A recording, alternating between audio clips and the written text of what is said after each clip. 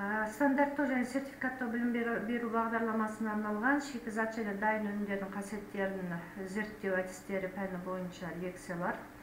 Бүгүн карастырылатын лекция бул 12-чи лекция жемиш және жидек шикизаты. Жоспар шикизатты дайындоо, механикалык сактоо, кыздыруу, электр тогу менен өңдөө және шырынды алуу. Шикизатты дайындоо. Жемис этинсиз, яғни жұмсағынсыз шырынды негізі пресстеу арқылы алынады. Пресстеу арқылы алынатын шырын мөлшері әртүрлі факторларға байланысты болады. Ең маңыздылары жеміс және жидек ұлпаларының құрылысы, сонымен қатар алғашқы шикізатты өңдеу технологиясы. Пресстеу кезінде шырынның бөліну деңгейі жеміс ұлпасының физиологиялық және физика-химиялық қасиеттері қоса ескеріледі. Өсімдік шикізаты тірі көп жасушалы ағзаны білдіреді.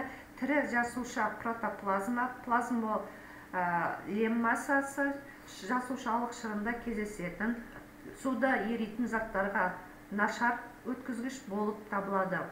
Олар шырынның сыртқы шығуына кедергі болады.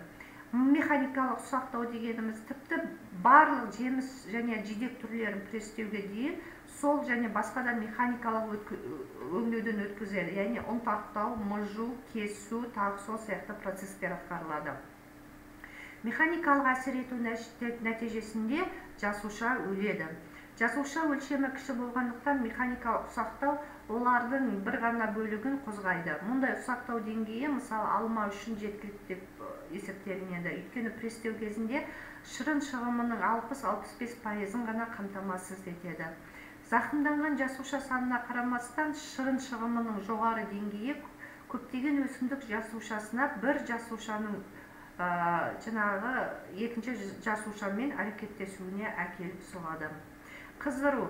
Бұл әдіс жоғары температураның әсерінен мембраналық ауыздар денатурациясына және жасушалық өткізгіштің көбеюіне негізделеді. Ауыз денатурациясы және коагуляциясының деңгейі жылдамдығы қыздыру температурасына байланысты болады. Әдетте езбені немесе пюрені 80-85 температураға дейін қыздырады. Қыздыру кезінде бұл көбінесе жеміс-жидектің көкөністің құрамындағы дәрумендер мен минералды заттардың азаюына алып келеді. Электр тогымен өңдеу. Тірі жасуша қабырғалар ақуыз липидті мембранадан тұрады. Жасуша мембранасы жасуша құраушысын жасуша аралық кеңістікті бөліп тұрады. Мембранаға жоғары кернеу әсер еткенде жасуша аралық кеңістіктегі натрий, хлор, калий иондары мембрана арқылы қарқынды орын ауыстыра бастайды.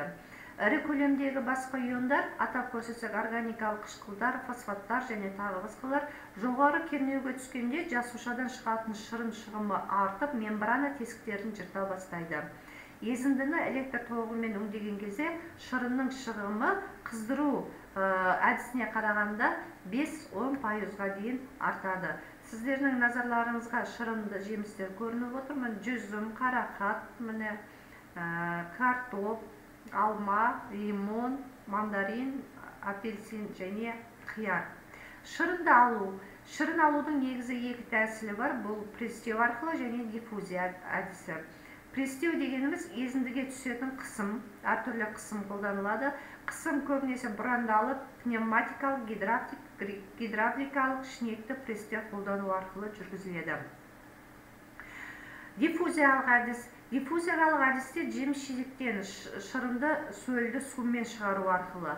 Бұл тәсілмен тек қана еритін заттар шығарылады, ал ерімейтін заттар бұл қалдық болып қалады. Мұнда ауызды, пектинді және басқа заттардың бір бөлігі жоғалады.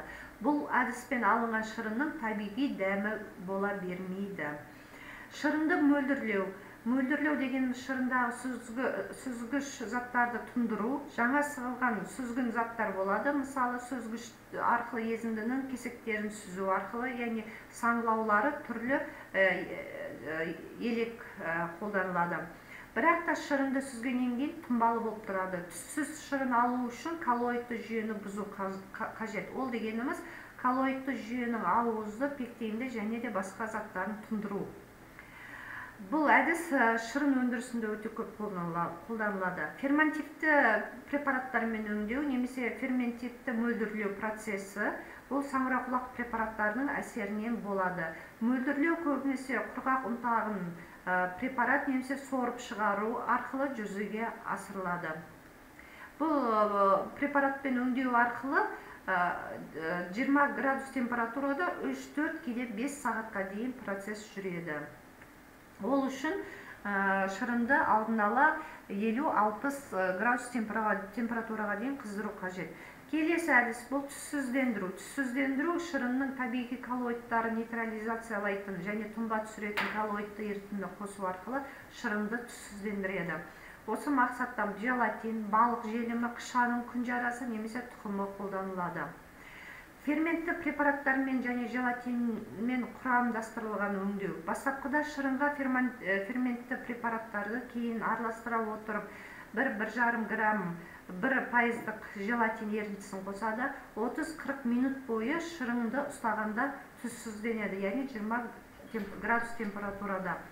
Жылдам қыздыру 80-90 градусқа дейін 15-20 градус температураға дейін тез салқындатқанда, яғни салқындату уақыты 10-20 секунд құрау керек, тұнбаға түсетін алдын ала шырынның ақуызының үюі байқалады. Яғни 10-20 секунд аралығында жылдам қыздыру процесі қолдану арқылы біз шырынды сепараторға жібереміз. Бұдан кейін бізде шырынды сүзу процесс болады. Сүзу көбінесе арнайы картон сүзгіден өткізіледі. Шырынның деаэрациясы бұл көбінесе ауадағы оттегі биологиялық белсенді заттарды және шырындағы дәрумендерді тотықтандыру арқылы дәмін сақтау үшін жүргізілетін әдіс. Келесі әдіс механикалық деаэрация әдісі. Деаэраторда, яғни цилиндрде қысымы атмосфералық қысымнан төмен 5 килопаскальді құрайтын әдіспен шырынды сүзгіден өткізеді. Сіздердің назарларыңызға осы дәріс бойынша әдебиеттер ұсынылып отыр.